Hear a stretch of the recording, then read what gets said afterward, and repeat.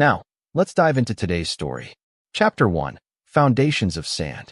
Russell Blackburn stood at the window of his office, surveying the city below. At 54, he had built an empire from nothing. Blackburn Properties had transformed from a small real estate venture into one of the most respected development firms in Boston. The polished oak desk behind him held a single framed photograph. Russell with his wife Valerie and their 2 children, Madison and Tyler, taken nearly a decade ago at their lake house. That was before everything changed, before success had transformed his family. Mr. Blackburn, his assistant, Diane, knocked softly on the open door. "The contracts for the Harborview project are ready for your signature," and your wife called. "She wanted to remind you about dinner tonight." Russell nodded without turning from the window. "Thank you, Diane." His birthday. 54 years old today, though he doubted Valerie had remembered. Their marriage had grown increasingly hollow over the past 5 years. They occupied the same house, but lived separate lives. Valerie spent her days managing her boutique art gallery downtown, a venture Russell had financed, and her evenings at social functions where Russell's name opened doors, but his presence wasn't required. Their daughter Madison, 24 and recently graduated with her MBA, had inherited her mother's social ambitions and her father's business acumen, but none of his work ethic.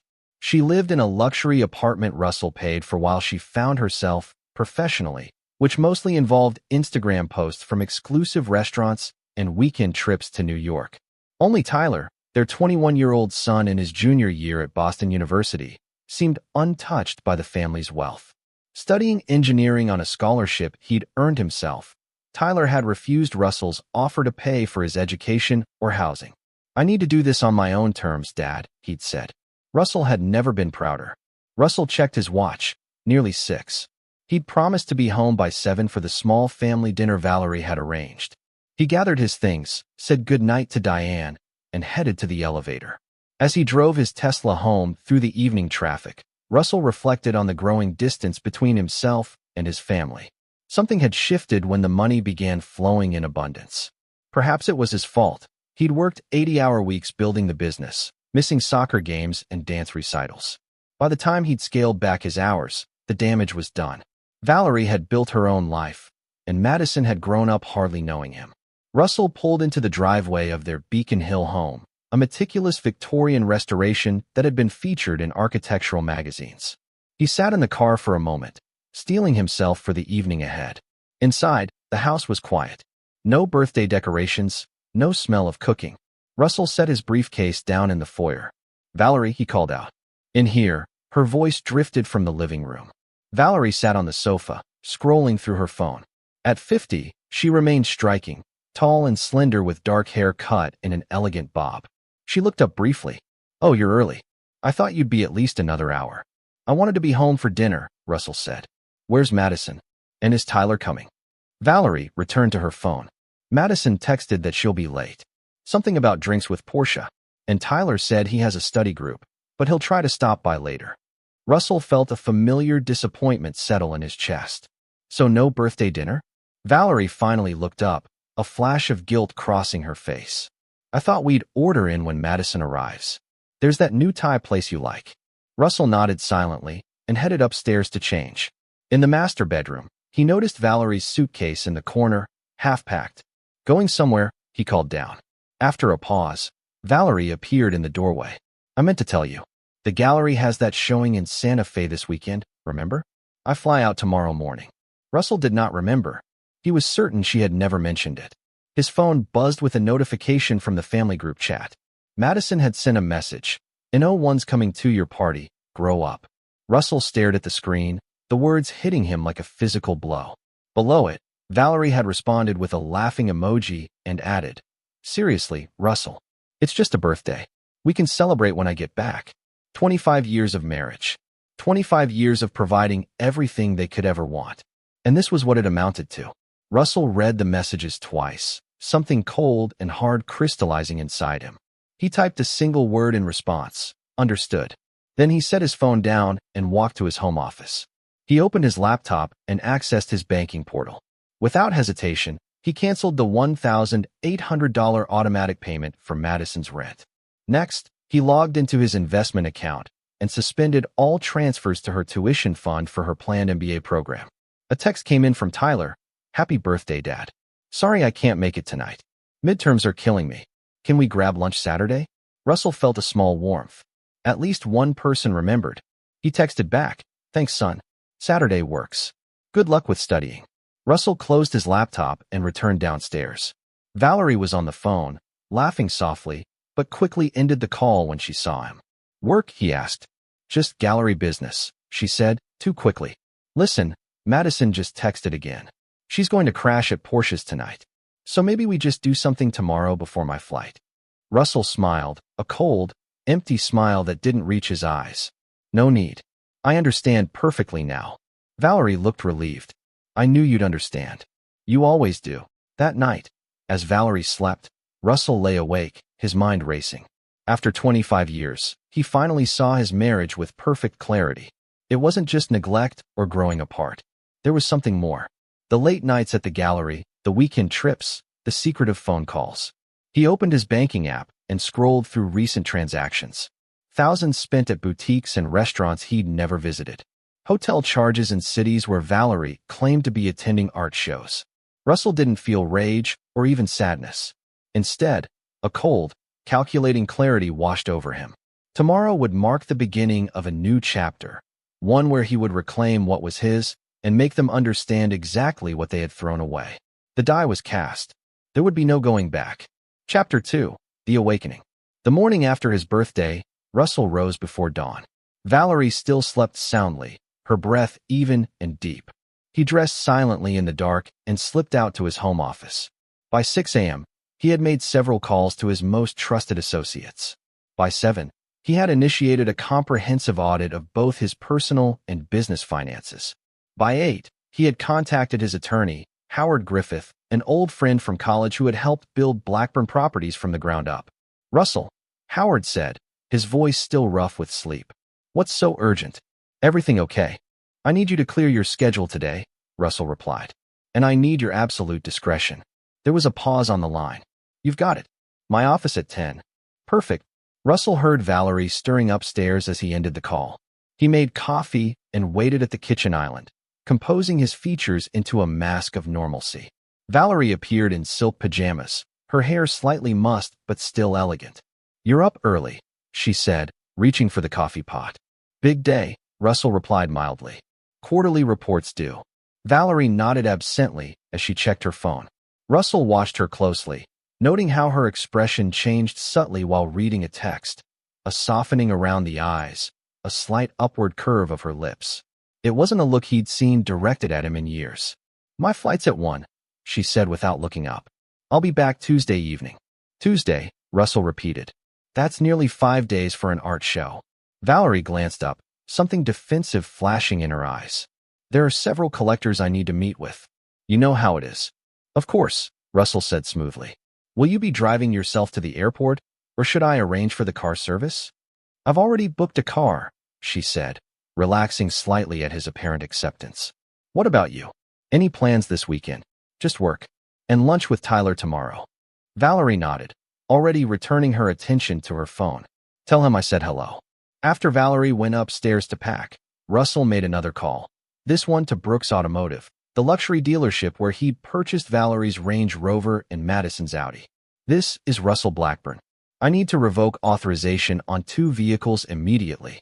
He provided the necessary details. "No, they're not to be repossessed. Just disable them remotely and notify me when it's done." His next call was to his bank. Within 20 minutes, he had canceled every credit card linked to his accounts except his personal card. The frozen cards included those used by both Valerie and Madison. Russell heard Valerie coming downstairs with her suitcase. He ended the call and met her in the foyer. "All set?" he asked pleasantly. She nodded, checking her reflection in the entryway mirror. "I should go? The car will be here any minute."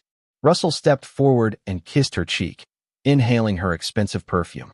"Have a safe flight." Surprise flickered across her face at the gesture, but she quickly recovered. "Thanks. I'll text when I land." After Valerie left, Russell drove to Howard's office in downtown Boston. His old friend was waiting for him, concern evident in his weathered face. "Russell," Howard said, rising from behind his desk. "What's going on? You sounded different on the phone." Russell closed the office door behind him and sat down heavily.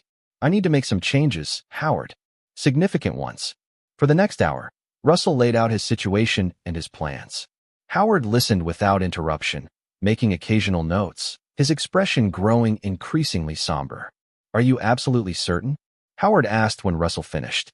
25 years is a long time to throw away without being sure. In response, Russell placed his phone on the desk between them and pulled up the text messages from the previous night. He turned the screen toward Howard, who read them and winced. "There's more," Russell said quietly. He showed Howard the financial records, the unexplained expenses, the pattern that had become clear to him only now that he was looking for it. Howard sighed deeply. "I see. And you're sure this is how you want to handle it? Not counseling, not confrontation." Russell leaned forward, his voice steady. "They've made their choices. Now I'm making mine." They spent the rest of the morning drawing up documents, revisions to Russell's will and trust, transfers of assets into new corporate entities, and powers of attorney. By noon, the framework of Russell's plan was in place. "There's one more thing," Russell said as they wrapped up. "I need the name of someone discreet who can gather certain information for me." Howard hesitated. "You mean a private investigator?" "Yes. Someone thorough. Someone who won't be noticed." Howard reluctantly wrote a name and number on a slip of paper. "Marla Stevens. Former law enforcement. She's the best, but Russell." He paused. "Be prepared for what she might find. Sometimes it's better not to know everything." "I need to know exactly what I'm dealing with," Russell said firmly, pocketing the paper. "And Howard, not a word of this to anyone, not even your wife." "You have my word," Howard replied solemnly. "But Russell, be careful. Revenge has a way of consuming the person seeking it." Russell shook his head. "This isn't about revenge, Howard. It's about justice." As Russell left the law office, his phone buzzed with a notification from Brooks Automotive. "Vehicle service complete, as requested." Russell smiled grimly as he imagined the scene that would soon unfold. Valerie, stranded at the airport when her car service failed to arrive, discovering her credit cards were declined when she tried to book another. Madison, unable to start her car for her usual weekend shopping trip, finding her rent unpaid and her credit cards frozen. It was just the beginning. That afternoon, Russell met with Marla Stevens at a quiet coffee shop in Cambridge, far from his usual haunts. She was a compact woman in her 50s with sharp eyes and an air of competence. "Mr. Griffith explained you need information," she said after they'd exchanged brief pleasantries. But he was light on details. Russell slid a manila envelope across the table. "Everything you need to know is in here. Photos, schedules, addresses. I want to know who my wife is seeing, for how long it's been going on, and anything else relevant you can discover. I want to know about my daughter's actual activities and associates. And I want financial records, specifically any accounts or transactions I might not be aware of." Marla opened the envelope and glanced at its contents before closing it again. "This is comprehensive surveillance. It won't be cheap, Mr. Blackburn." "Money is no object," Russell said. "Discretion is." "Understood. I'll begin immediately." She stood to leave, then paused. "Mr. Blackburn, I've been doing this a long time. Whatever I find, are you prepared for it?" Russell met her gaze steadily. "More than prepared, Miss Stevens. I'm counting on it." As evening fell, Russell's phone began lighting up with messages and missed calls from both Valerie and Madison. He silenced the ringer and drove to Tyler's modest apartment near the university. Tyler answered the door in sweatpants and a BU t-shirt, surprise evident on his face. "Dad, I thought we were meeting tomorrow." "Change of plans," Russell said. "Can I come in? We need to talk." Tyler's apartment was small but neat, a stark contrast to Madison's lavish living space. Textbooks and engineering models covered the coffee table, and a half-eaten pizza sat on the kitchen counter. "Is everything okay?" Tyler asked as they sat down. "You look, I don't know, different." Russell studied his son, seeing echoes of himself at that age, before the money, before the success, when he was still hungry and determined. He made a decision. "Tyler, I'm about to make some major changes in my life," Russell said carefully. "Things between your mother and me. They're not what they appear to be. There are going to be consequences that will affect the family." Tyler's expression grew serious. "What kind of changes? Are you guys getting divorced?" "That's likely, yes. But there's more to it than that." Russell hesitated, then continued. I'm telling you this because you deserve to know before it happens, and because I want you to understand that none of it is directed at you. My issues are with your mother and sister. For the next hour, Russell explained, not everything, but enough for Tyler to grasp the situation. The boy listened without interruption, his face reflecting shock, confusion, and finally a grim understanding. I always knew something wasn't right, Tyler said when Russell finished. Mom's never around, and Madison, well, she changed after she moved into that apartment. But I didn't want to see it, I guess. Russell put a hand on his son's shoulder. I want you to know that nothing changes between us. Your education is still covered. Your trust fund remains intact. You've earned my respect, Tyler, and nothing can change that. Tyler nodded slowly. What about Madison? I know she can be selfish, but cutting her off completely seems harsh. It's not about punishment, Russell explained. It's about consequences. Madison is an adult who has made choices. She needs to understand what those choices mean. As Russell prepared to leave, Tyler walked him to the door. Dad, whatever happens, I'm on your side. Russell embraced his son, feeling a surge of emotion he hadn't expected. Thank you, Tyler. That means more than you know. Driving home to his empty house, Russell felt a curious sense of lightness. For years, he had carried the weight of a failing marriage and the disappointment of his daughter's entitlement. Now, having finally acknowledged the truth and taken action, he felt unburdened. His phone continued to buzz with messages. He glanced at one from Valerie. Russell, what the hell is going on? My cards aren't working and the car service never came. Call me immediately. Russell smiled coldly at the road ahead. The awakening had begun, his, and soon, theirs. Chapter 3. Pieces in Motion. By Sunday evening, Russell had transformed his home office into a command center for what he now thought of as Operation Reckoning. 3 laptops sat open on his desk, each dedicated to a different aspect of his plan. Maps, schedules, and photographs covered the walls, connected by red string like something from a detective show. Marla Stevens had already delivered her first preliminary report. She worked fast. Valerie's lover was a man named Aaron Patterson, a prominent gallery owner from New York. Their affair had apparently been going on for at least 2 years, conducted during Valerie's frequent business trips and art shows. The Santa Fe trip was, as Russell had suspected, a fabrication. Valerie was actually in New York, staying at Patterson's Soho loft. Madison's situation was equally illuminating. Far from finding herself, professionally, she was spending her father's money with reckless abandon while dating a succession of wealthy older men. Her supposed roommate, Portia, was a cover story. Madison lived alone in the luxury apartment Russell financed, but maintained the fiction of a roommate to justify additional expenses that she pocketed. The financial investigation had revealed something even more disturbing.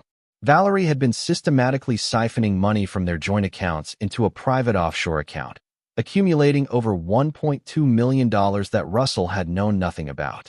Russell sat back in his chair, absorbing it all. The betrayal was more complete than he had imagined. This wasn't just neglect or growing apart. This was calculated deception. His phone buzzed again. Madison, for the 20th time that day. He finally decided to answer. Hello, Madison. Dad. Her voice was shrill with panic. What the hell is going on? My rent check bounced, my car won't start, and none of my cards are working. Is that so? Russell replied calmly. How inconvenient for you. Inconvenient? It's a disaster. The building manager is threatening eviction, and I had to borrow money from Portia just to get groceries. The lie about Portia slipped out automatically, confirming Marla's report. Russell said. Perhaps it's time you found a job. There was a stunned silence on the line. A job? What are you talking about? Is this about your stupid birthday? Because if so, this is incredibly childish, even for you. Russell felt a cold anger rise within him. No, Madison. This is about consequences. For too long, I've enabled your lifestyle without requiring anything in return. Not respect, not gratitude, not even basic courtesy. That arrangement has ended. You can't do this. Madison's voice rose even higher. I'm your daughter. Yes, you are, Russell agreed. And I love you. But love doesn't mean I have to finance your poor choices and disrespect. You're 24 years old, Madison. It's time you learned how the real world works. Mom's going to freak when she hears about this, Madison threatened. Your mother is dealing with her own set of consequences, Russell replied. I suggest you focus on your situation. He ended the call before she could respond and turned his attention back to his planning.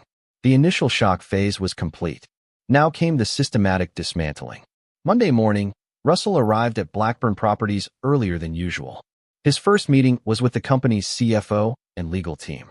By noon, he had initiated a corporate restructuring that would protect the business from any potential divorce proceedings while simultaneously positioning trusted allies in key roles. His phone rang repeatedly throughout the day. Valerie, Madison, and eventually Valerie's attorney, a man named Raymond Caldwell, known for handling high-profile divorces. Russell let Diane screen most of the calls, but he took Caldwell's. Mr. Blackburn, the attorney began, his voice smoothly professional. I'm calling regarding the situation with Mrs. Blackburn. I believe we could resolve this matter amicably if... Mr. Caldwell, Russell interrupted. Please inform your client that any communication regarding our separation should go through my attorney, Howard Griffith. I have nothing to discuss directly. With all due respect, Mr. Blackburn, a scorched earth approach benefits no one. Mrs. Blackburn is open to negotiation. Russell cut him off again. I'm sure she is, now that her credit cards don't work and her secret account has been frozen. There was a startled silence on the line. I'm not sure what you're referring to, Caldwell finally said, but his tone had lost its confidence. Mr. Caldwell, I know about the affair with Aaron Patterson. I know about the $1.2 million Valerie has hidden away. I know she's in New York right now, not Santa Fe. So please, spare me the pretense of amicable negotiation. Russell's voice remained calm, almost pleasant. This isn't a negotiation. This is a reckoning. After ending the call, Russell met with Marla Stevens again, this time at his office. I need more, he told her, sliding an envelope of cash across the desk. Specifically, I need leverage on Patterson. Everyone has secrets, Miss Stevens. Find his. Marla raised an eyebrow but took the envelope. This isn't standard procedure, Mr. Blackburn. I'm an investigator, not... Not what? Russell challenged. I'm not asking you to break the law. I'm asking you to find information that might otherwise remain hidden. Information that could be relevant to protecting my interests. Marla considered him for a long moment before nodding slowly. I understand. I'll see what I can find. That evening, Russell met Tyler for dinner at a quiet steakhouse away from their usual family haunts. Mom's been trying to reach you, Tyler said as they sat down. She called me when you wouldn't answer. And what did you tell her? Russell asked, studying the menu. That I didn't know what was going on. Tyler fidgeted with his water glass. I didn't lie to her, Dad. I just didn't tell her everything we discussed. Russell nodded approvingly. That's fine, Tyler. I don't expect you to take sides or lie on my behalf. Madison showed up at my apartment today, Tyler continued. She was freaking out, saying you'd lost your mind and cut her off. She wanted to crash at my place until things blew over, as she put it. And what did you tell her? Tyler met his father's gaze steadily. I told her my couch was always available if she needed it, but that my apartment wasn't a long-term solution. And I suggested that maybe she should try actually talking to you, instead of just demanding that things go back to normal. Russell felt a surge of pride. That was well handled. She didn't take it well, Tyler admitted. Said I was taking your side and stormed out. Then she posted some dramatic thing on Instagram about finding out who your real friends are in a crisis. Russell smiled grimly. The first stage of grief is denial. Madison is still there. Your mother too, probably. They still think this is a temporary situation they can fix with the right apology or manipulation. And it's not. Tyler asked carefully. No, Russell said firmly. Some bridges, once burned, can't be rebuilt. Some betrayals can't be forgiven. They ordered their meals and moved on to lighter topics. Tyler's studies, his internship prospects for the summer, a girl he had started seeing in his engineering program. For a little while, Russell was able to set aside the coldness that had settled in his chest, enjoying his son's company and the simple pleasure of a good meal. As they were finishing their steaks, Russell's phone vibrated with a text from Marla. Found something interesting. Need to meet ASAP. Russell replied quickly. Tomorrow morning, 7 a.m., my office. Tyler noticed the change in his father's expression. Everything okay? Yes, Russell said, refocusing on his son. Just business. Tyler, there's something I want to discuss with you.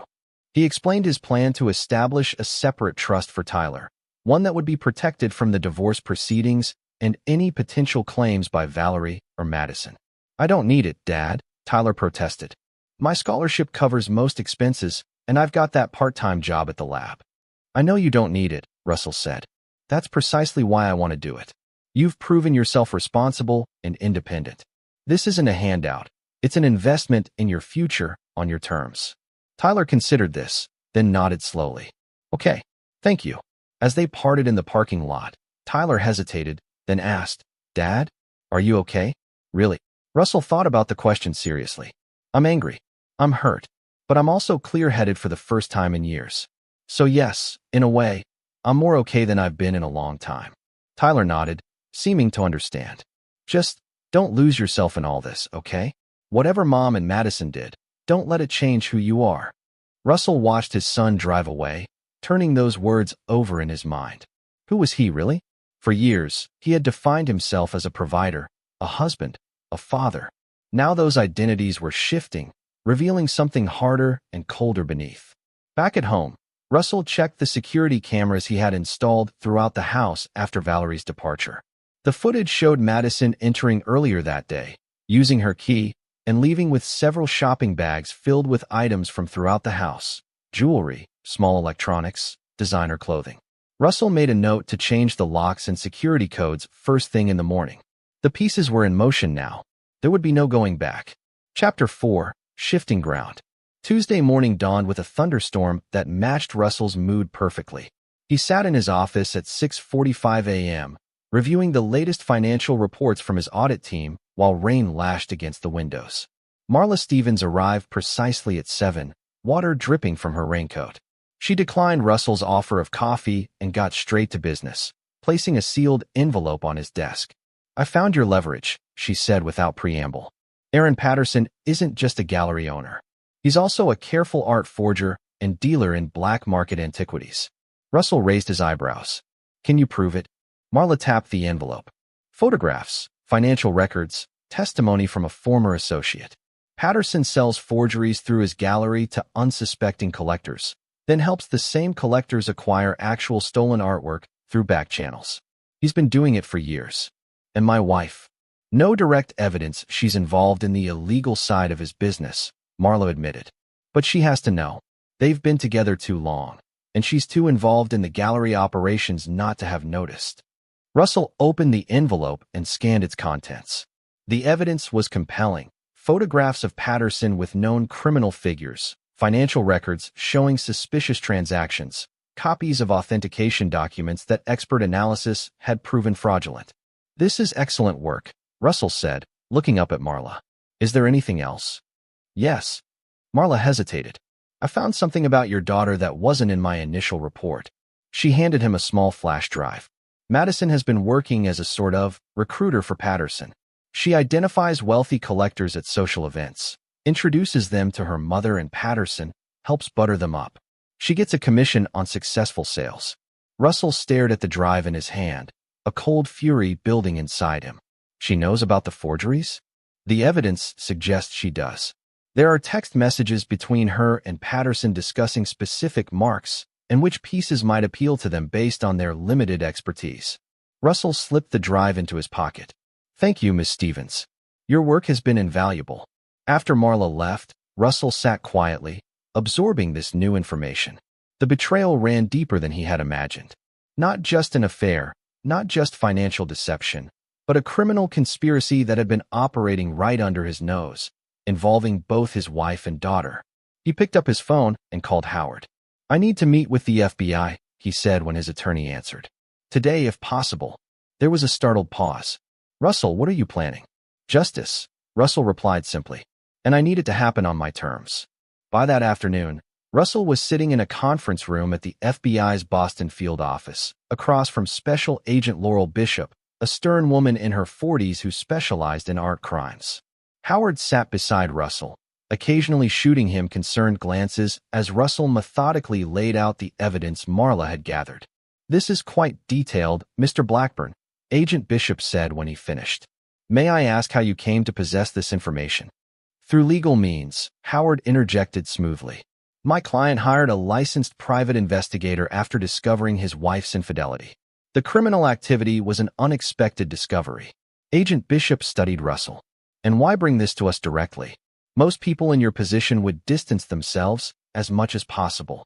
I'm not most people, Russell replied evenly. And I have conditions.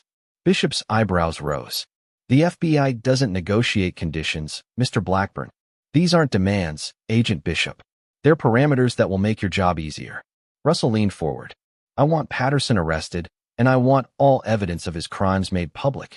What I don't want is a media circus focusing on my family. My son is uninvolved and deserves protection from the fallout. And your wife and daughter?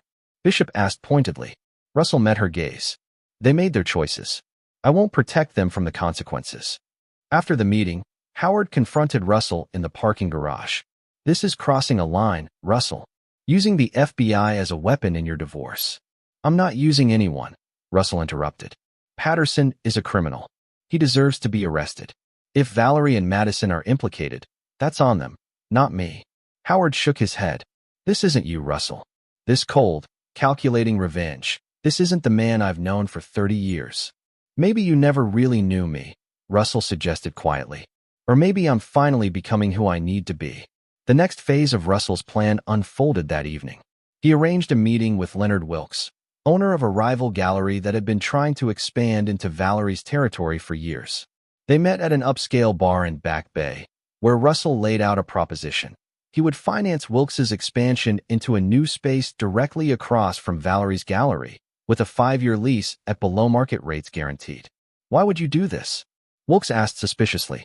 Everyone knows that gallery is your wife's passion project. Circumstances change, Russell said simply. Let's just say I'm diversifying my investments in the art world. By the time he left the bar, the deal was set. Within weeks, Valerie would return to find a major competitor established directly opposite her gallery, backed by her husband's money. Russell's phone rang as he walked to his car. Valerie. After nearly 3 days of ignoring her calls, he decided to answer. Russell, finally, she said, her voice a mixture of relief and irritation. We need to talk about what's going on. This childish silent treatment. Where are you, Valerie? Russell interrupted calmly. There was a brief hesitation. Santa Fe, of course. We're the art show. Stop lying, Russell said, his voice hardening. I know you're in New York. I know you're with Aaron Patterson. I know about the $1.2 million you've hidden away. I know everything. The silence on the other end stretched for several seconds. Russell, Valerie finally said, her voice quieter now. We need to discuss this like adults. Whatever you think you know. I don't think. I know, Russell cut in. And there's nothing to discuss. You can expect divorce papers by the end of the week. Don't bother coming home. I've changed the locks and security codes. You can't just throw away 25 years. Valerie's voice rose with genuine panic now. Russell, please, let's talk about this. We can work it out. Like you worked it out with Patterson? Russell laughed coldly. Tell me, does he know the FBI is building a case against him for art forgery and trafficking in stolen antiquities? Does he know they have photographs, financial records, testimony from former associates? Does he know they'll be coming for him soon? Valerie gasped. What have you done? I've done nothing but expose the truth, Russell replied. You, on the other hand, have destroyed our marriage, involved our daughter in criminal activity, and stolen over $1 million from me. So tell me, Valerie, what exactly is there to work out? He ended the call before she could respond and drove home, feeling a grim satisfaction. The ground was shifting beneath their feet now. Soon, they would have nothing left to stand on. The next morning, Russell received a call from Agent Bishop. We're moving on Patterson tonight, she informed him. I thought you should know, given your personal interest in the case. I appreciate the courtesy, Russell said. Will you be making arrests at his gallery or his residence? The gallery. We have a warrant to search both locations. Mr. Blackburn. Bishop hesitated. There's a strong possibility your wife will be present during the arrest. While we don't have evidence to charge her as an accomplice at this time, she will be questioned. I understand, Russell said. Thank you for the information, Agent Bishop. After ending the call, Russell contacted Tyler and asked him to come to the office. He needed to prepare his son for what was about to happen. Tyler arrived an hour later, looking concerned. Dad? What's going on? You sounded serious on the phone. Russell closed his office door and explained the situation. Patterson's criminal activities, the FBI raid planned for that evening, the possibility of Valerie being questioned or even arrested. Tyler listened in stunned silence, his face growing paler with each revelation. Madison too? He finally asked, his voice barely above a whisper. Russell nodded grimly. She's been recruiting clients for Patterson's forgery scheme. The FBI has her text messages discussing specific marks and how to exploit them. Tyler sank into a chair, running his hands through his hair. Jesus, Dad. This is way beyond what I thought was happening. I figured Mom was having an affair, maybe spending too much money. But this... I know, Russell said quietly. I didn't want to believe it either. But the evidence is undeniable. What happens now? Tyler asked. Tonight, Patterson will be arrested. Your mother will likely be brought in for questioning. Madison too, possibly. There will be media coverage. Patterson is well known in the art world, and the scale of his forgery operation is significant. Russell handed Tyler a business card. This is Agent Bishop's contact information. If reporters approach you, direct them to her. Say nothing else. Tyler nodded numbly, staring at the card. Dad, did you do this? Set them up for the FBI, I mean. Russell met his son's gaze steadily. I provided evidence of criminal activity to the proper authorities. What happens next is out of my hands. That night, Russell watched the local news from his home office.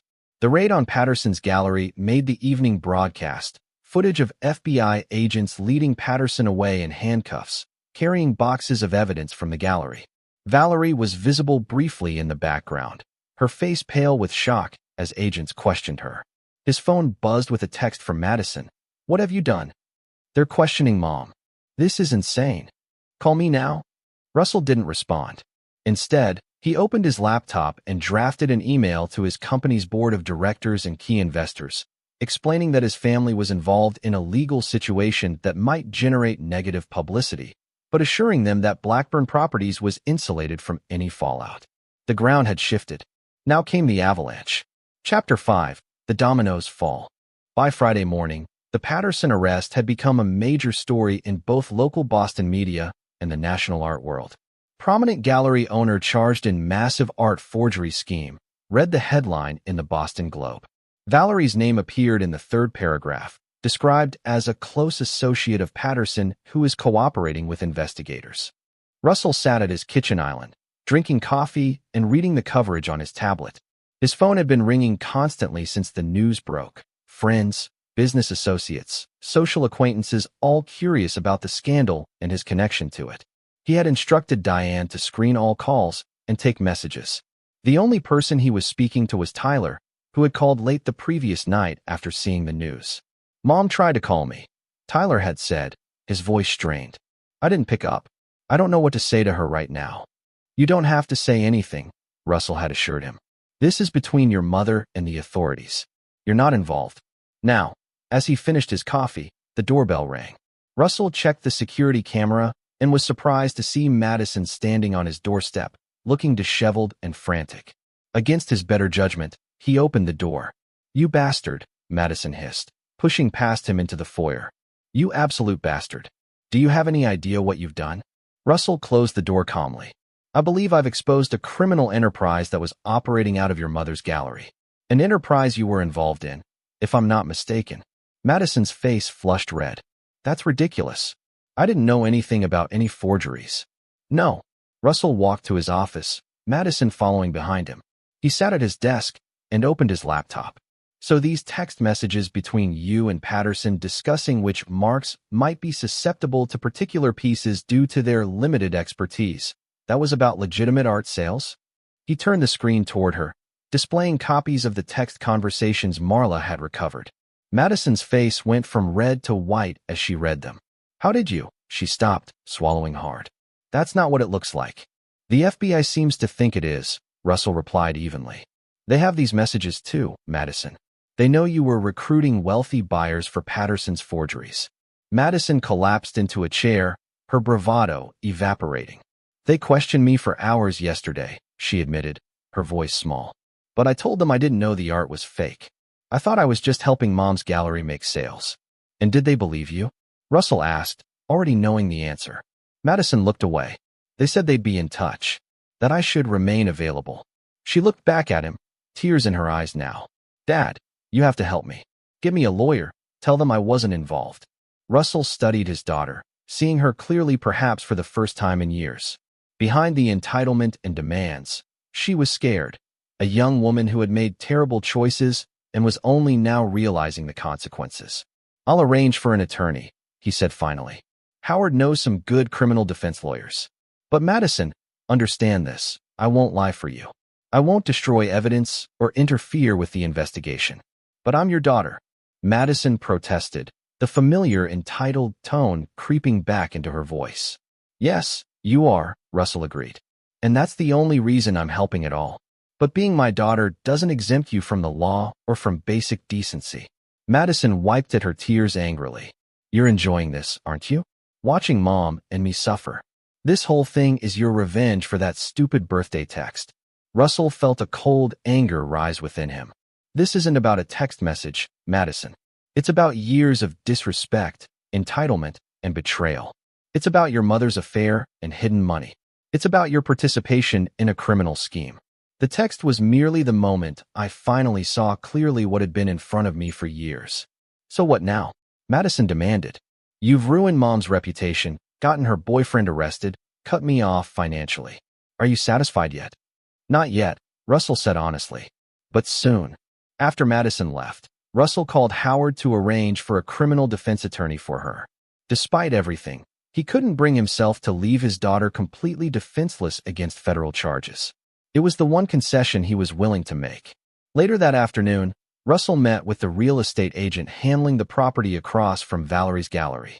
The lease for Wilkes's competing gallery was finalized, with Russell's company listed as the financial backer. The renovation would begin the following week. His phone rang as he was leaving the meeting. Valerie again. This time, he decided to answer. Russell, she began, her voice surprisingly calm. We need to talk. In person. No lawyers, no accusations. Just you and me. Why would I agree to that? Russell asked. You've lied to me for years. Why should I believe anything you have to say now? Because despite everything, we were married for 25 years, Valerie replied. Because we have children together. Because ending things this way, with so much bitterness and destruction, helps no one. Russell considered her words. Perhaps there was some small part of him that wanted to hear her explanation, to understand how they had reached this point. Fine, he said finally. Tomorrow, noon. The bench by the duck pond in the public garden. Thank you, Valerie said, sounding genuinely relieved. Russell, I know you're angry, but save it for tomorrow, he interrupted, ending the call. That evening, Russell received another call from Agent Bishop. Mr. Blackburn, I wanted to update you on the case, she said without preamble. Patterson is cooperating. He's naming names, providing details on every forged piece he sold and every stolen artifact he trafficked. And my wife? Russell asked. Mrs. Blackburn maintains she had no knowledge of the forgeries, Bishop replied. But Patterson claims differently. He says she was fully aware and helped identify potential buyers who wouldn't recognize the fakes. Russell wasn't surprised. And what about my daughter? The evidence against her is less clear-cut, Bishop admitted. The text messages suggest involvement, but she could argue she didn't understand the criminal nature of what she was doing. We're still investigating. I appreciate the update, Agent Bishop. After ending the call, Russell sat in his home office, surrounded by the evidence of Valerie and Madison's betrayal. The dominoes were falling now, one after another. Patterson's arrest, Valerie's interrogation, Madison's fear, the gallery lease, each a calculated move in his plan for justice. Yet he felt no satisfaction, no sense of triumph. Only a hollow emptiness where his family had once been. The next morning, Russell arrived at the public garden 15 minutes early and took a seat on the bench by the duck pond. The day was cool but sunny, the garden beginning to show the first signs of spring. Couples walked hand in hand along the paths, tourists took photographs, children fed the ducks. Valerie arrived precisely at noon. She looked different, her usual polished appearance slightly diminished, her face drawn with stress and lack of sleep. She wore large sunglasses that didn't quite hide the evidence of recent tears. She sat beside him, maintaining a careful distance. For a long moment, neither spoke. Thank you for meeting me, Valerie finally said, removing her sunglasses. I wasn't sure you would. Say what you came to say, Valerie, Russell replied, keeping his gaze on the pond. She took a deep breath. First, I want you to know that I never intended for any of this to happen. The affair with Aaron, it started innocently enough. Business meetings, discussions about artists we both admired. But it grew into something else. 2 years, Russell said flatly. You lied to me for 2 years. Valerie nodded, not denying it. I should have ended the marriage honorably. I know that now. But I was a coward, Russell. I took the easier path. And the money? The $1.2 million you hid from me.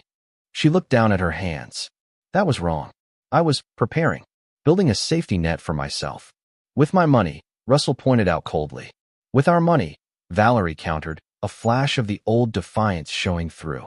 Money from a marriage that had been dead for years before Aaron ever entered the picture. Russell finally turned to look at her. Is that your justification? That our marriage was dead, so you were entitled to steal from me, lie to me, cheat on me? Valerie met his gaze, her eyes filled with a complex mixture of guilt and defiance. No, there's no justification. What I did was wrong. But Russell, this revenge campaign of yours, it's not just hurting me. It's hurting Madison. It's hurting Tyler.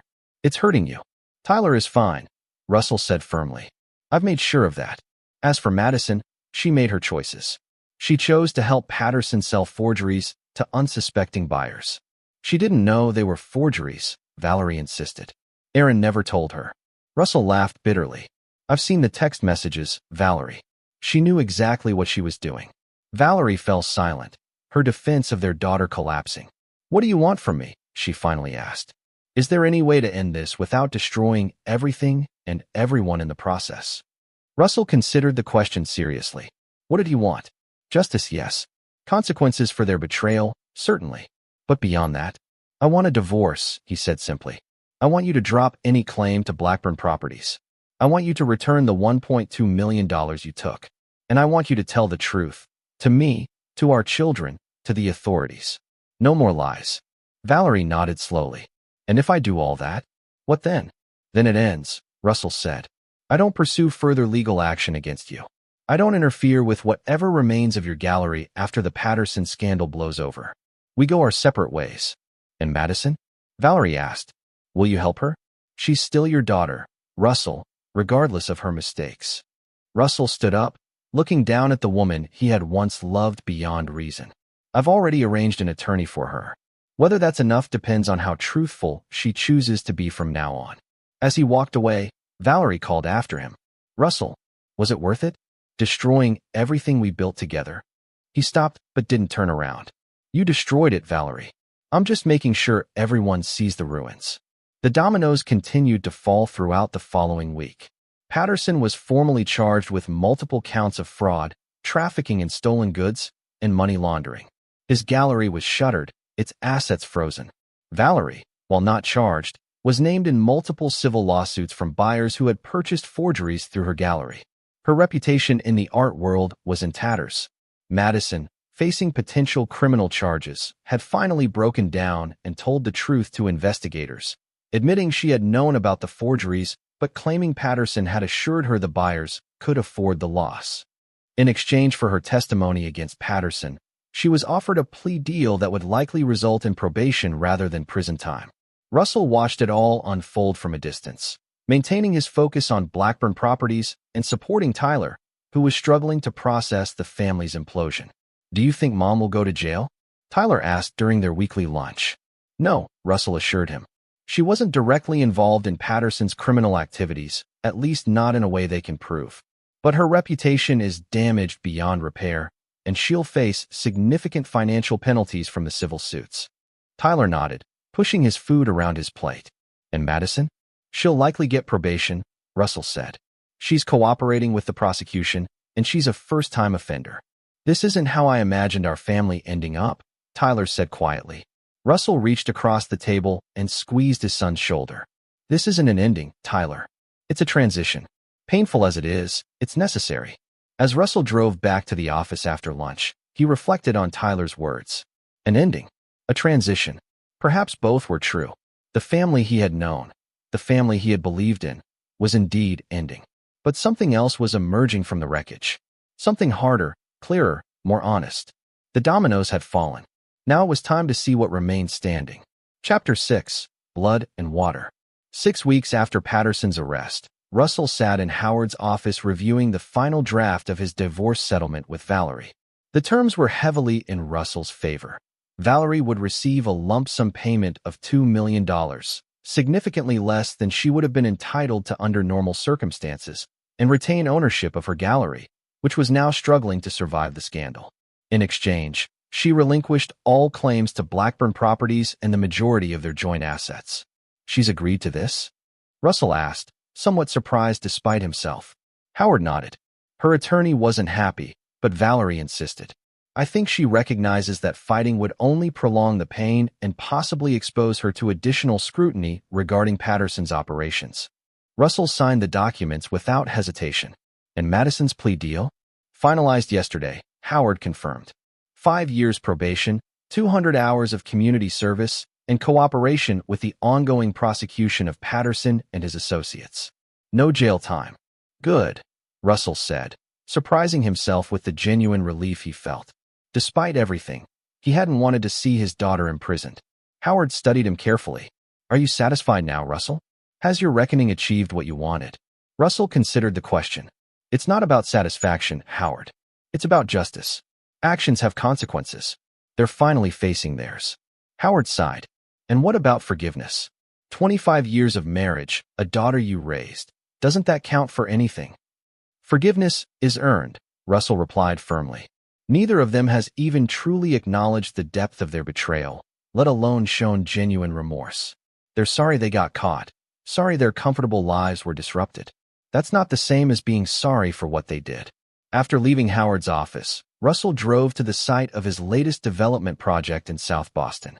The Harborview complex was his most ambitious undertaking yet, a mixed-use development that would transform an entire block of former industrial space into luxury condominiums, retail storefronts, and a waterfront park.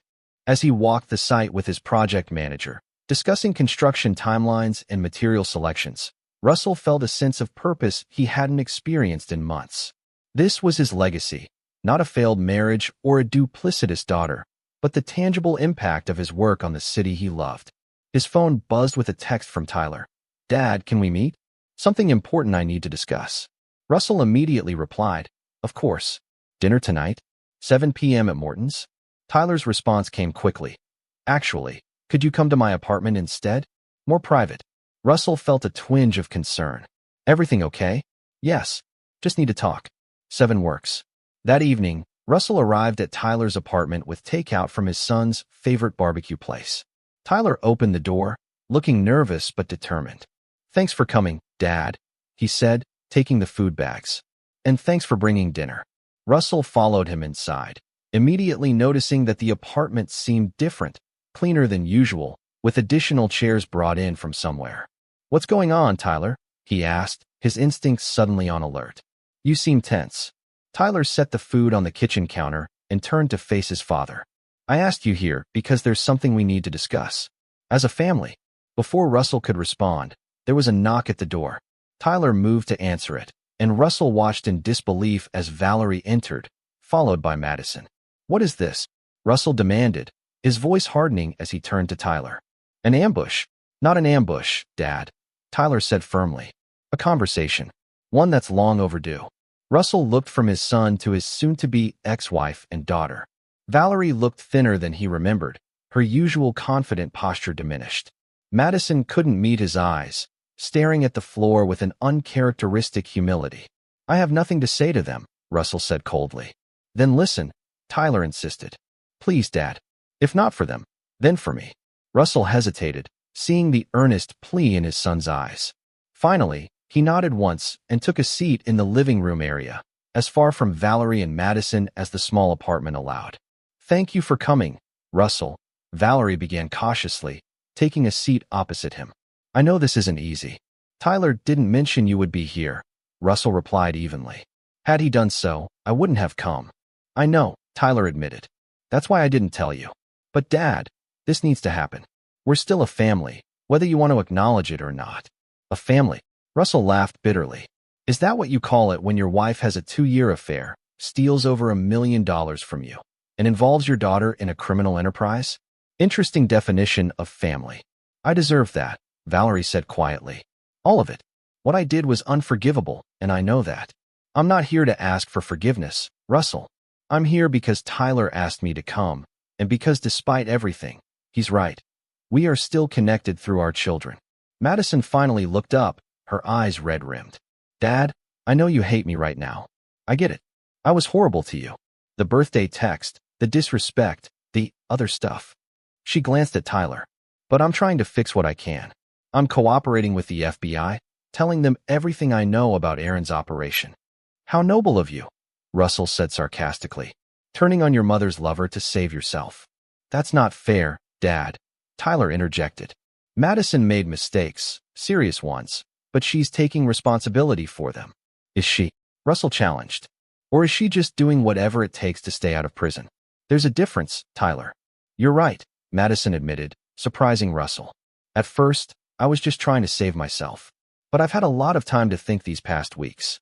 About who I've become, about the choices I've made. She swallowed hard. I didn't like what I saw.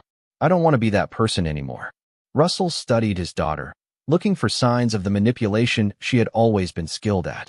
Instead, he saw something unfamiliar in her expression, genuine shame. I've applied for jobs, Madison continued when Russell didn't respond. Real ones, not in the art world. Entry-level positions where I can work my way up on merit, not connections. And I found a cheaper apartment I can actually afford. With what money? Russell asked skeptically. I cut off your access to all accounts. I sold my designer clothes and bags, Madison said, looking down at her plain jeans and sweater. And my jewelry. It was enough for a security deposit and a few months' rent until I find work. Russell raised his eyebrows, genuinely surprised. The Madison he knew would never have parted with her precious designer collection. Russell, Valerie said gently, we're not asking you to forgive us or to trust us again. We know that's not possible right now, maybe not ever. But Tyler is asking us to find a way forward that doesn't keep him caught in the middle, torn between his loyalty to you and his love for us. Russell turned to his son, seeing the strain on Tyler's face. Of everyone involved in this mess, Tyler was the innocent party, yet he was suffering nonetheless, forced to navigate the broken remnants of their family. What exactly are you proposing? Russell asked, directing the question to Tyler. Civility, Tyler replied simply. Not reconciliation. Not forgiveness if you're not ready to give it. Just civility. The ability to be in the same room without hostility, to communicate about practical matters without anger and bitterness. Russell considered his son's words. Civility. It was a small request, yet it felt monumental given the depth of the betrayal he had experienced. And what about the divorce settlement? Russell asked Valerie. Are you still agreeing to the terms? Yes, Valerie said firmly. I don't want to fight you on that, Russell. I know what I did was wrong. The settlement is fair, more than fair, given the circumstances.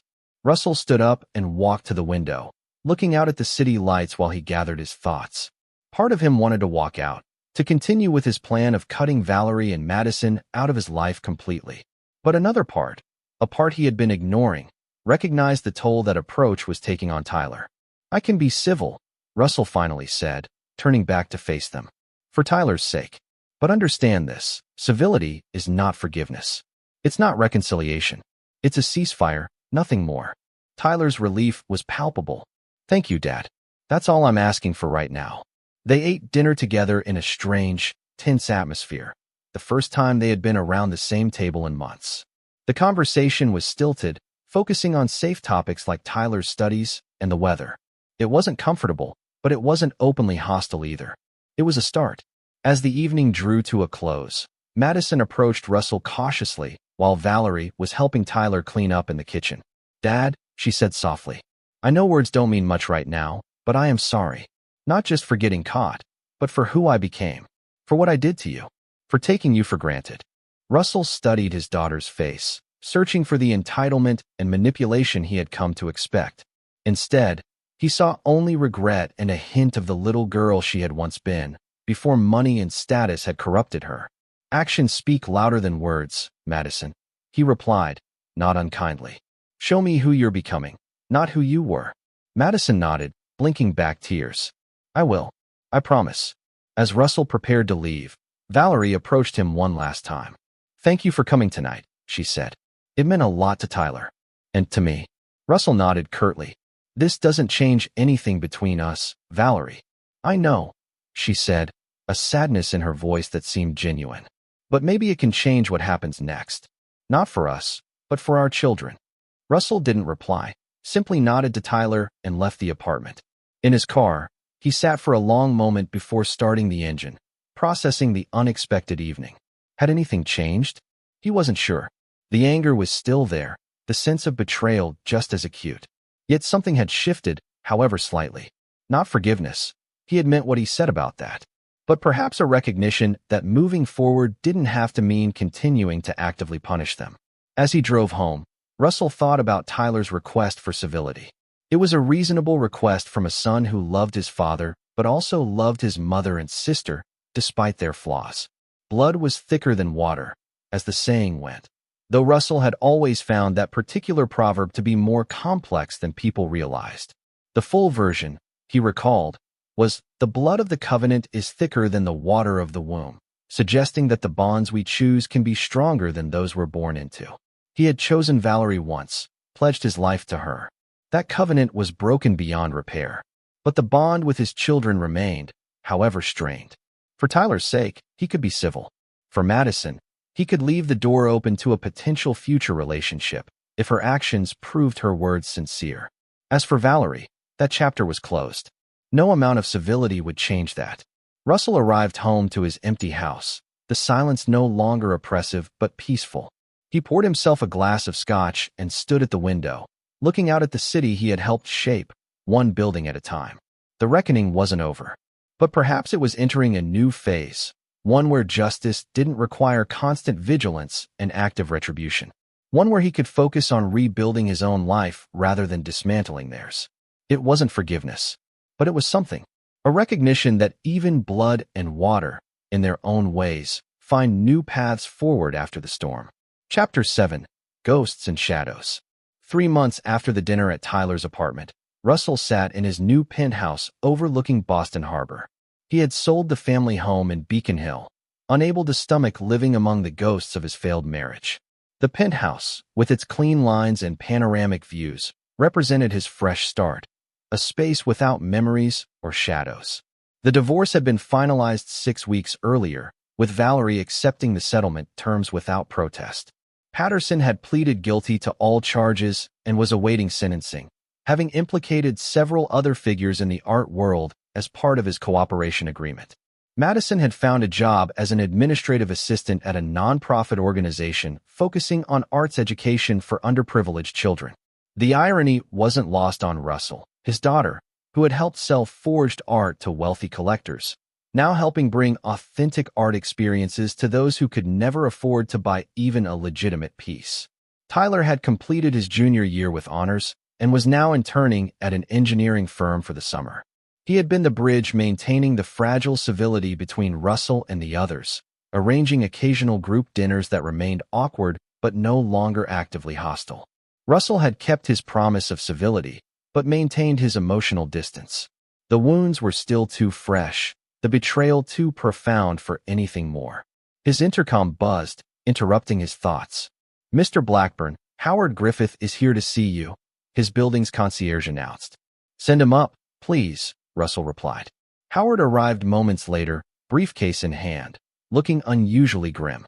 After their disagreements over Russell's handling of the divorce, their friendship had cooled somewhat, but they maintained a professional relationship. "Russell," Howard greeted him, accepting the offered glass of scotch. "Thanks for seeing me on short notice." "Of course," Russell replied, gesturing for Howard to take a seat. "What's going on? You sounded concerned on the phone." Howard set his briefcase on the coffee table and opened it. "I received some information today that you need to know about. It concerns Patterson and, indirectly, Valerie." Russell tensed. "What about them?" "Patterson's cooperation with the feds has been extensive," Howard explained, pulling out a folder. "He's naming everyone involved in his schemes, trying to reduce his sentence. Most of it doesn't concern you, but—" He hesitated. "This part does." He handed Russell a document. a copy of a sworn statement from Patterson to federal prosecutors. Russell scanned it quickly, his expression darkening as he read. According to Patterson, Valerie had been far more involved in the forgery scheme than previously known. She hadn't been merely complicit. She had been an active participant, using her connections through Russell to identify potential buyers, including several of Russell's business associates and friends. More disturbingly, Patterson claimed that Valerie had initially approached him with the idea, not the other way around. She had seen the forgery operation as a way to build her own financial independence, preparing for an eventual divorce from Russell that she had been planning for years. "Is this verified?" Russell asked, his voice tight. Howard nodded grimly. "The FBI has corroborating evidence. Emails, financial records. They're considering filing charges against Valerie now. This came directly from Agent Bishop, who thought you should know before it becomes public."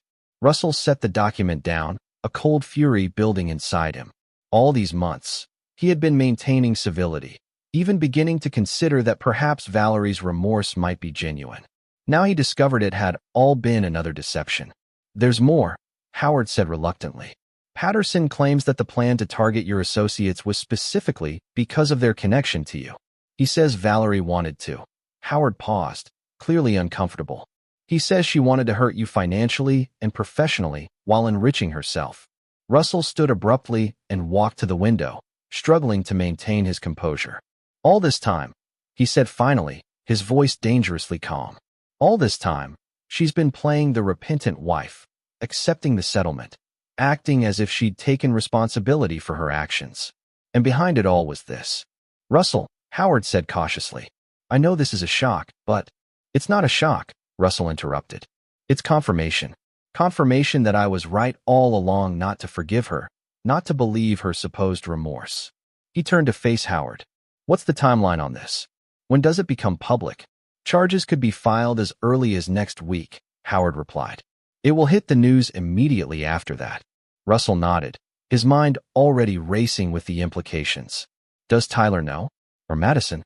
"Not yet," Howard said. "Agent Bishop reached out to me first, given our previous involvement in the case." Russell paced the length of the window, considering his next moves. The civility he had maintained for Tyler's sake now felt like another manipulation he had fallen for. But simply reverting to open hostility wasn't the answer either. This required a more measured response. "I need to tell Tyler myself," Russell decided, "before he hears it from the news or from Valerie." "That's wise," Howard agreed. "What about Madison?" Russell paused. Madison had seemed genuinely committed to changing her life over the past months. She had taken a low-paying job instead of looking for another wealthy benefactor. She had moved into a modest apartment she could afford on her own. She had consistently expressed remorse for her actions. "I'll tell them both," Russell said finally. "They deserve to hear it from me." After Howard left, Russell called Tyler and asked him to come to the penthouse. Then, after a moment's hesitation, he called Madison as well. They arrived within the hour, Tyler first, followed by Madison. Both looked concerned by the unexpected summons. "Dad? What's going on?" Tyler asked as they settled in the living room. "You sounded serious on the phone." Russell didn't mince words. "I received some information today about your mother. Information that will become public soon." He handed them each a copy of Patterson's statement. "You should read this now." The siblings read in silence, their expressions shifting from confusion to shock to distress. Madison finished first, setting the document down with trembling hands. "This can't be true," she whispered. "Mom wouldn't, she couldn't." Tyler finished reading and looked up, his face pale. "These people Patterson names, they're your friends. Your business associates. People who trusted you." "Yes," Russell confirmed grimly. "And your mother used that trust, used her connection to me, to target them specifically."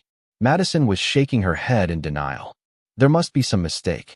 Aaron must be lying to save himself." "The FBI has corroborating evidence," Russell replied. "Emails, financial records. They're preparing to file charges against her." Tyler ran a hand through his hair, visibly struggling to process this new information. "So all this time, while we've been trying to rebuild some kind of family relationship, Mom has been—" "What? Pretending? Lying again?" "It appears so," Russell said, watching his son closely. Madison stood suddenly, pacing the room. "I need to talk to her. She needs to explain this." "Be careful," Madison, Russell warned. If this statement is accurate, and the FBI believes it is, then your mother has been lying to all of us, including you. Madison turned to him, tears in her eyes. But why? Why would she do this? She seemed so sincere about wanting to make amends, about accepting responsibility. Perhaps to maintain access to Tyler, Russell suggested, or to keep you close, or simply because deception has become second nature to her. The harshness of his words hung in the air. What are you going to do, Dad? Tyler asked quietly. Russell considered the question. The old Russell, the one from before his birthday 6 months ago, might have tried to protect Valerie, to use his influence to shield her from prosecution. The Russell of the immediate aftermath might have actively worked to ensure she faced the maximum penalties. But he was neither of those men anymore. Nothing, he said finally. I'm going to do nothing. Valerie made her choices. Now she can face the consequences. I won't interfere either way. Madison wiped at her tears. And what about us? This civility we've been trying to maintain. Russell looked at his daughter, seeing genuine pain in her expression. You and Tyler have done nothing wrong in this new deception. My issue is with your mother, not with you. Relief flashed across Madison's face, followed quickly by renewed distress. She's going to go to prison, isn't she? Most likely, yes, Russell confirmed. The FBI believes they have a strong case. Art fraud at this level carries significant penalties, especially when it crosses state lines. Tyler stood and walked to the window, staring out at the harbor as he processed the news. Madison remained seated, looking lost and small. I should have known, she said after a long silence.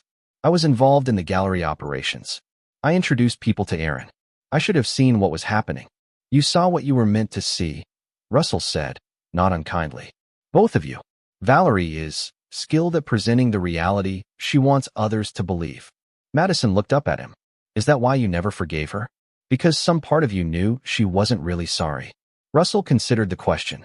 I didn't forgive her because forgiveness must be earned through actions, not words. Her actions, it turns out, continued to be deceptive. But Madison, he added, noting her devastated expression, that doesn't mean forgiveness is impossible for everyone. Madison met his gaze hesitantly. Even me? You've shown genuine change, Russell acknowledged. You've taken responsibility for your actions. You've accepted the consequences and begun to rebuild your life honestly. That's different. It was the closest Russell had come to offering forgiveness to either his ex-wife or daughter. Madison seemed to recognize the significance, tears spilling down her cheeks. Thank you, she whispered. I never thought you'd say that. Tyler rejoined them, his expression resolute. I need to talk to Mom, to hear her side of this. Be careful, Russell cautioned again. Remember that she's facing serious charges. Anything you say to her could potentially be used in the case. Tyler nodded grimly. I understand, but I need to look her in the eye when I ask her about this. As his children prepared to leave, Russell stopped them at the door. Whatever happens next, remember this. Her choices are not your choices. Her actions are not your responsibility. After they left, Russell poured himself another scotch and returned to the window. The city lights were coming on as dusk fell, the harbor waters darkening to match the sky. He felt strangely calm in the face of this new revelation. 6 months ago, it would have devastated him all over again. Now, it merely confirmed what he had suspected all along. Valerie had never changed. The remorse, the acceptance of the divorce terms, the desire for family civility, all part of a calculated performance designed to maintain access to Tyler and possibly to protect herself if Patterson ever revealed the full extent of her involvement. The ghosts of his marriage still lingered, but they were growing fainter. The shadows of betrayal still fell across his life, but they no longer darkened every corner. Russell raised his glass to the city skyline, to the empire he had built, to the new life he was creating from the wreckage of the old. To clarity, he whispered to the empty room. And to consequences. Chapter 8. Justice and Mercy. The news broke on a Tuesday morning, splashed across the Boston Globe's front page. Gallery owner's wife charged in art fraud scheme. The article detailed Valerie's alleged involvement in Patterson's forgery operation, quoting FBI sources who described her as a key facilitator who had used her social connections to target wealthy collectors. Russell read the coverage over breakfast, feeling a strange detachment. The woman described in the article, calculating, deceptive, willing to betray friends and associates for financial gain. Bore little resemblance to the Valerie he had married 25 years earlier. Or perhaps she had always been that person, and he had simply been blind to it. His phone rang. "Tyler." "Dad," his son said, his voice tight with stress. "Have you seen the news?" "Yes," Russell replied. "How are you holding up?" "I'm processing," Tyler said carefully. "Madison's a mess. She tried to talk to Mom last night, but Mom wouldn't admit to anything. Said Patterson was lying to reduce his sentence." "That's a predictable defense," Russell noted. "The FBI arrested her this morning," Tyler continued. "She called me from the police station, asking if I could help with bail." Russell tensed. "And what did you tell her?" "That I'd talk to you first," Tyler replied, surprising Russell. "Dad, I know what she did was terrible, especially this new deception. But she's still my mother. I don't know what to do." Russell sighed, recognizing the impossible position Tyler was in. "What's the bail amount?" $500,000. A substantial sum, but well within Russell's means. The question wasn't whether he could pay it, but whether he should. "Tyler," Russell said carefully, "I understand your impulse to help her. But consider this. The evidence against your mother appears to be substantial. Paying her bail won't change the likely outcome of this case." "I know," Tyler admitted. "But letting her sit in jail until the trial, it feels wrong somehow." Russell considered his son's dilemma. Despite everything, Tyler still loved his mother. That bond, however strained, remained intact. "I won't prevent you from helping her if that's what you feel is right," Russell said finally. "But I won't provide the money either. This is your choice, Tyler. Whatever you decide, I'll respect it." There was a long pause on the other end of the line. "I understand," Tyler said eventually. I think I need to help her. Not because I excuse what she did, but because it's the right thing to do." "Then do what you feel is right," Russell said.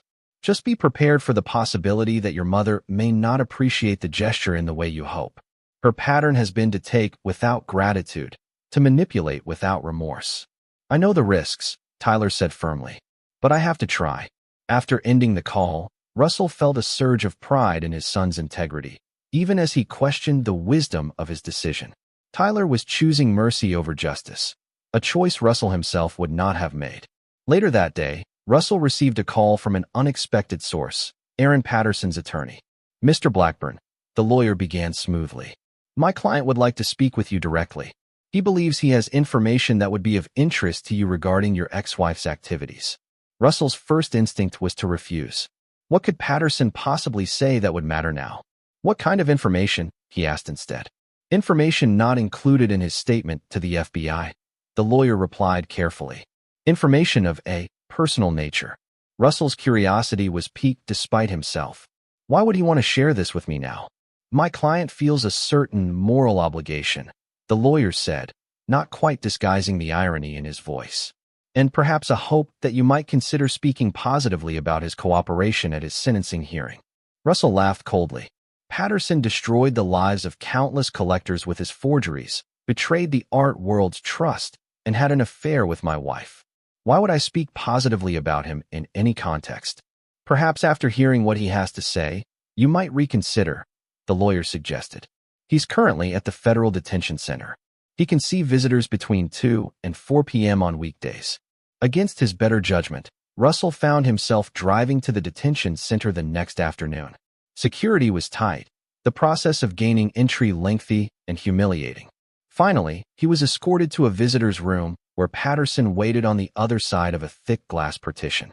Patterson looked diminished in his prison jumpsuit, his usual polished appearance replaced by a pallor that spoke of sleepless nights and institutional food.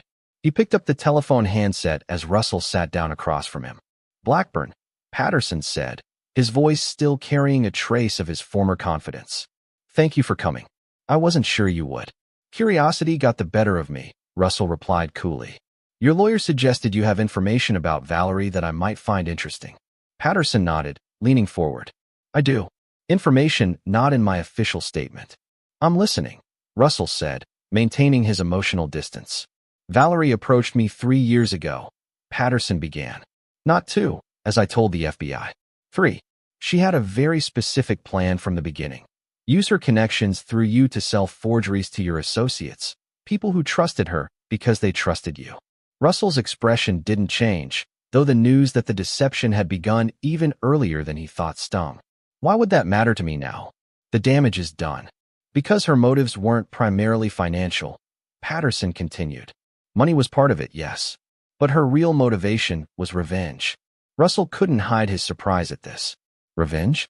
For what? Patterson smiled thinly. For a brief affair you had with her sister, Catherine, 15 years ago. An affair Valerie discovered but never confronted you about. Russell felt as if he'd been struck. That's absurd. I never had an affair with Catherine or anyone else. Patterson raised his eyebrows. No? Valerie showed me emails. Very explicit ones, between you and Catherine. Dated from 2010. Russell shook his head firmly. Those emails are fabricated. I never had any relationship with Catherine beyond being her brother-in-law. Are you certain? Patterson pressed. Valerie was very convincing. She had hotel receipts, photographs. All fake, Russell interrupted, absolute conviction in his voice. I never cheated on Valerie. Not once in 25 years of marriage. Patterson studied him through the glass. You know, I believe you. Which means Valerie's entire justification for what we did was based on a lie she created. He laughed bitterly. I shouldn't be surprised. She lied to me about many things. Why tell me this now? Russell asked, still processing this new information. Because I'm facing 10 years minimum, Patterson replied bluntly. And while I deserve punishment for what I did, Valerie deserves it more. She orchestrated everything, Blackburn. The forgeries, the sales to your associates, all of it. She used me just like she used you. Russell sat back, considering Patterson's words. You expect me to believe this is some moral awakening on your part? That you're suddenly concerned with justice? Patterson smiled ruefully. No, I'm concerned with self-interest, same as always. Valerie is trying to cut a deal, claiming I manipulated her. I want the truth on record. And what do you want from me in return for this truth? Russell asked skeptically. Just a word at my sentencing, Patterson said. Not forgiveness. Not even sympathy.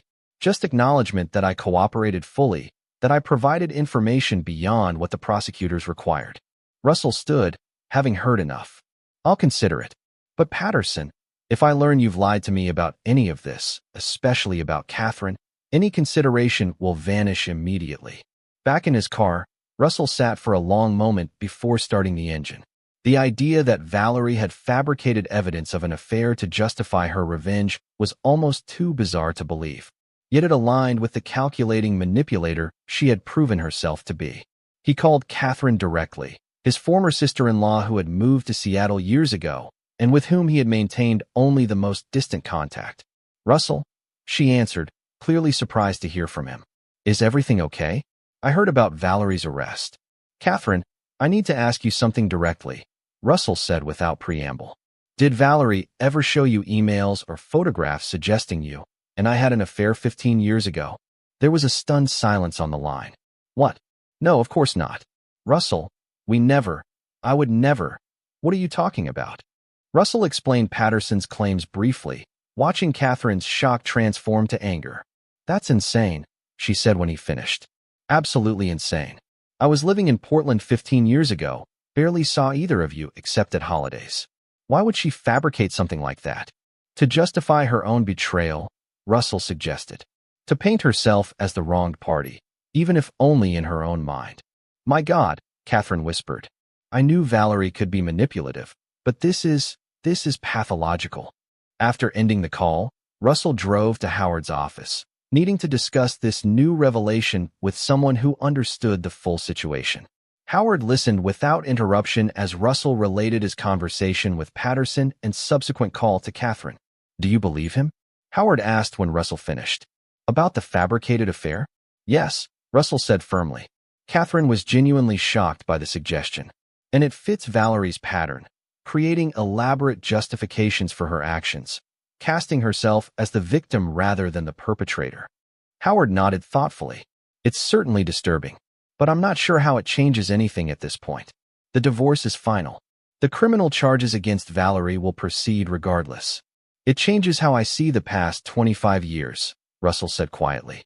I've been asking myself where I went wrong, what I did to drive Valerie to betray me so completely. Now I understand. This wasn't about my failings at all. It was about her need to justify actions she always intended to take. Howard studied his old friend. And does that bring you any peace?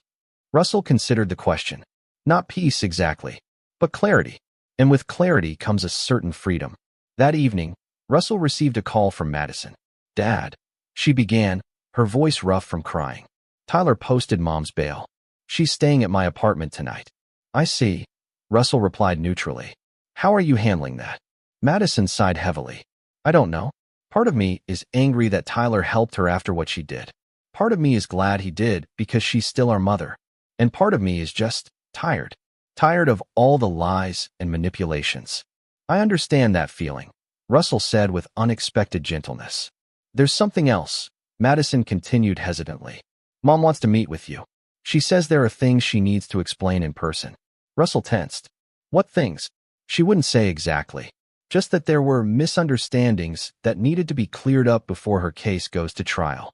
Misunderstandings, Russell repeated skeptically. Like the misunderstanding that I had an affair with her sister 15 years ago? There was a startled silence on the line. What? Dad, what are you talking about? Russell explained Patterson's revelation and his conversation with Catherine. Madison listened in growing horror. She lied about that? Madison whispered when he finished. She actually fabricated evidence that you cheated on her? Why would she do that? To justify her own actions, Russell explained.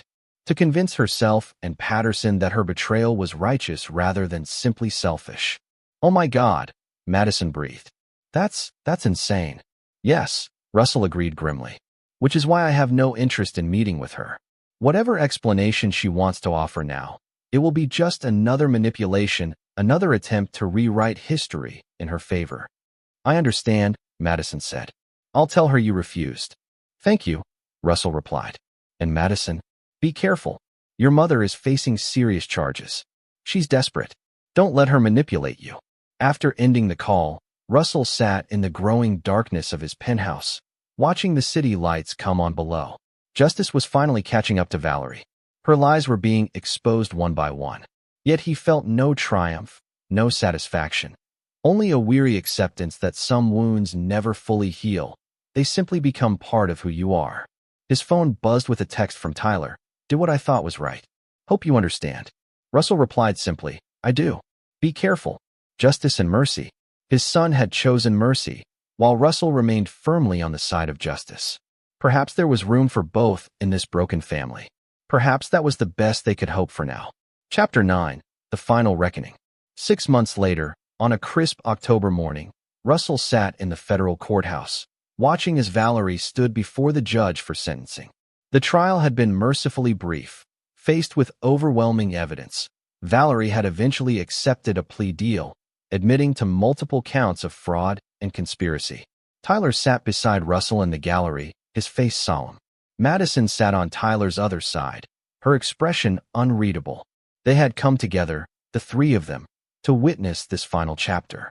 The defendant has pleaded guilty to 6 counts of wire fraud, 3 counts of mail fraud, and 1 count of conspiracy, the prosecutor was saying. The government recommends a sentence of 8 years, reflecting both the severity of the crimes and the defendant's eventual cooperation. Valerie stood with her attorney, her once proud posture now diminished. She wore a simple navy suit, her hair pulled back severely. She looked older, the strain of the past year etched into her face. Her attorney argued for leniency, citing Valerie's previously clean record, her cooperation after initially denying involvement, and the fact that many of the victims would receive restitution through the seizure of assets from Patterson's gallery. Finally, the judge asked if Valerie wished to speak before sentencing. She stepped forward, her hands trembling slightly. Your Honor, she began, her voice steadier than her hands. I stand before you today, fully accepting responsibility for my actions. What I did was wrong, morally, legally, in every way possible. She paused, seemingly gathering her thoughts. I betrayed my husband, my children, my friends, and the art community that had welcomed me. I have no excuses, no justifications. Russell watched her carefully, searching for signs of the manipulation that had been her hallmark. Instead, he saw only defeat and resignation. I ask not for leniency, Valerie continued, surprising many in the courtroom. but for the opportunity to eventually make amends in whatever way possible. I know that may never be enough, but I am committed to trying." The judge considered her words, then delivered the sentence: 6 years in federal prison, followed by 3 years of supervised release and restitution payments to the victims. As Valerie was led away by marshals, she glanced back once, her eyes meeting Russell's briefly across the courtroom. In that moment, something passed between them, not forgiveness, not reconciliation, but a final acknowledgement. The end of their shared story. Outside the courthouse, reporters clustered on the steps, hoping for a statement from the family of the disgraced gallery owner. Russell led Tyler and Madison through the crowd without comment, shielding them as best he could from the cameras and shouted questions. In the privacy of his car, Russell finally spoke. "Are you both okay?" Tyler nodded silently, his eyes fixed on the courthouse they were leaving behind. Madison wiped at a tear. 6 years, she said softly. "She'll be 60 when she gets out. With good behavior, she could be released earlier," Russell pointed out. "But yes, it's a significant sentence." "Do you think she meant it?" Tyler asked suddenly. "What she said about accepting responsibility." Russell considered the question carefully. "I think she's finally run out of manipulations and deceptions. When that happens, sometimes the truth is all that's left." "Will you ever forgive her, Dad?" Madison asked, her voice small. Russell glanced at his daughter, seeing how far she had come from the entitled young woman who had sent that cruel birthday text a year ago. She had maintained her job at the nonprofit, had been promoted recently to program coordinator. She lived within her means, had rebuilt relationships damaged by her previous behavior, had stood by Tyler during the trial even when it would have been easier to distance herself. "I don't know," Russell answered honestly. "Forgiveness is complicated, but I've made my peace with what happened. I've moved forward. That's enough for now." They drove in silence for a while, the city passing by outside the windows. Finally, Russell spoke again. "I want you both to know something. Whatever happened between your mother and me, whatever choices she made, my relationship with each of you stands on its own. Tyler, your integrity and compassion make me proud every day. And Madison," he turned slightly to glance at his daughter in the back seat, "your growth over this past year has been remarkable. You've earned my respect." Madison's eyes filled with fresh tears. "Really? After everything I did?" "You made mistakes," Russell acknowledged. "Serious ones. But you've taken responsibility for them. You've changed your behavior. You've rebuilt your life honestly. That matters." It was the closest Russell had come to explicit forgiveness for his daughter. Madison recognized the significance, reaching forward to squeeze his shoulder in silent gratitude. Later that day, Russell met with Howard at their favorite steakhouse, a tradition they had maintained despite the strains in their friendship over the past year. "So," Howard said as they settled at their usual table, "it's finally over." "The legal proceedings, yes," Russell agreed. "The rest?" He shrugged. "Some things never truly end. They just change form." Howard studied his old friend. "You seem different today. More at peace." Russell considered this. "Perhaps I am." Seeing Valerie sentenced brought no joy, no satisfaction, just a sense of completion. "And what now?" Howard asked. "Where does Russell Blackburn go from here?" Russell smiled slightly. "Professionally, the Harborview project opens next month. We're breaking ground on the riverfront development in the spring. Personally," he paused, "I'm seeing someone." Howard's eyebrows shot up in surprise. "You are? Who?" "Diana Chun. She's an architect who consulted on the Harborview project. We've been dating quietly for about 2 months." "Well," Howard said, genuinely pleased. "That's unexpected. Good for you, Russell." "It's early days," Russell cautioned. "But she's different. Straightforward. Honest. Qualities I've come to value above all others." "Understandably so," Howard agreed. "Have Tyler and Madison met her?" "Not yet," Russell said. "Soon, perhaps. When it feels right." They ordered their usual steaks and a bottle of good Cabernet. As they waited for their meals, Howard raised his glass in a toast. "To new beginnings," he offered. Russell clinked his glass against Howard's. "And to lessons learned." The following Sunday, Russell hosted a small dinner at his penthouse. Tyler, Madison, and for the first time, Diana. He had prepared the meal himself, something he had never done during his marriage to Valerie, when they had always relied on caterers for even small gatherings. Diana arrived first, bringing a bottle of wine and a quiet confidence that Russell had found immediately attractive when they first met. At 52, she was close to his own age. With a successful career, she had built entirely on her own merits and an honest, direct manner that left no room for games or manipulations. Nervous? She asked with a knowing smile as she helped him in the kitchen. A bit, Russell admitted. It's an important step. Diana squeezed his hand briefly. They'll like me or they won't. Either way, we'll handle it. Her straightforwardness was refreshing, a constant reminder of what healthy relationships should be. Tyler and Madison arrived together, both visibly curious about the woman their father was dating. Introductions were made, drinks were poured, and to Russell's relief, conversation flowed naturally. Diana shared stories about her work, her passion for sustainable architecture evident in every word. Tyler responded enthusiastically, connecting her ideas to concepts he was studying in his engineering program. Madison asked thoughtful questions about Diana's career path, perhaps seeing in this accomplished woman a model for her own professional development. As Russell moved between the kitchen and dining room, preparing the final touches for dinner, he overheard Madison speaking quietly to Diana. So, you know everything that happened? With our mom and everything?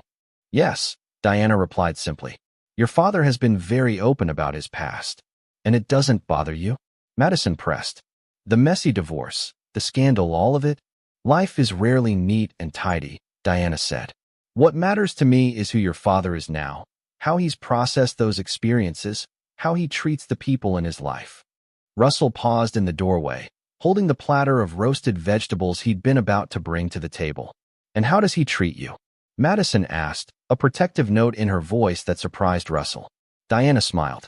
With respect, with honesty, with the understanding that we're both adults with our own lives and perspectives. It's refreshing. Madison nodded slowly. Good, because he deserves that. After everything, he deserves someone who sees him clearly. Russell cleared his throat, announcing his presence. Dinner's ready. As they gathered around the table, Russell found himself looking at the three people before him. His son, who had maintained his integrity throughout the family's collapse. His daughter, who had fallen but found the courage to rebuild herself. And Diana, who represented the possibility that trust and honesty could still form the foundation of a relationship. This was not the family he had imagined for himself a year ago. The empty chair where Valerie should have been sat like a ghost at the feast. Yet there was a genuineness to this gathering that had been missing from family dinners for years before the final break. I'd like to propose a toast, Russell said, raising his glass. To new beginnings, to hard truths, and to the family we choose to be. Tyler and Madison exchanged a glance, then raised their glasses. Diana's eyes met Russell's over the rim of her wine glass, a quiet understanding passing between them. Later, after Tyler and Madison had left and Diana was helping Russell clear the dishes, she asked the question he had been expecting. Do you still love her, Valerie? Russell paused, considering the question seriously. The Valerie I married? The woman I thought she was? Perhaps some echo of that remains. But the real Valerie, the one who lied and manipulated and betrayed? No, that love died long before I recognized it was gone. Diana nodded, accepting his answer. And have you forgiven her? No, Russell said honestly. I understand her better now. I can even acknowledge my own role in the failure of our marriage, the long hours, the emotional distance. But forgiveness? That would require genuine remorse on her part, a true understanding of the damage she caused. I've seen no evidence of that, even at the sentencing. And your daughter? Diana pressed gently. Have you forgiven her? Russell smiled slightly. Madison has earned a second chance. She's shown real change, real growth. Is that forgiveness? Perhaps. Or perhaps it's simply recognition that people can evolve if given the opportunity. Diana set down the dish she was drying and turned to face him fully. You know, Russell, for someone who claims not to forgive, you've shown remarkable capacity for moving forward, for not letting bitterness consume you. Is that forgiveness? Russell wondered aloud. Or just survival? Maybe they're the same thing sometimes, Diana suggested. Maybe forgiveness isn't about the other person at all. Maybe it's about refusing to let their actions define your future. Russell considered her words as they finished cleaning the kitchen together. Perhaps she was right. Perhaps in moving forward, in rebuilding his life, in opening himself to new relationships and possibilities, He had forgiven in the only way that truly mattered, by not allowing the betrayal to become the center of his existence. The final reckoning, then, wasn't about punishment or vengeance. It wasn't even about justice, necessary as that had been. It was about reclaiming his own story, defining himself not as a victim of betrayal, but as a man who had faced devastating loss and emerged stronger, clearer, more authentic. As Diana prepared to leave, Russell walked her to the door. "Thank you for coming tonight. It meant a lot to me." "I enjoyed it," she said sincerely. "Your children are remarkable people. Despite everything, you've maintained that connection. That says something important about you, Russell." He kissed her goodnight, a gentle, unhurried kiss that held promise rather than demand. After she left, Russell stood at his living room window, looking out at the city he had helped build. A year ago, he had received a cruel text message on his birthday, a message that had shattered the careful illusion he had maintained about his family. The pain of that moment had been excruciating, the anger that followed nearly consuming. Yet here he stood, not diminished but enlarged by the experience. The husband and father he had been was gone, replaced by a man who saw more clearly, felt more honestly, lived more authentically. Russell raised his glass to the city lights below, to the future unfolding before him, to the hard truth that sometimes only by losing everything do we discover what truly matters. "Happy birthday to me," he whispered to the empty room, and for the first time in a very long time, he meant it. This is where our story comes to an end. Share your thoughts in the comments section. Thanks for your time. If you enjoy this story, please subscribe to this channel. Click on the video you see on the screen, and I will see you there.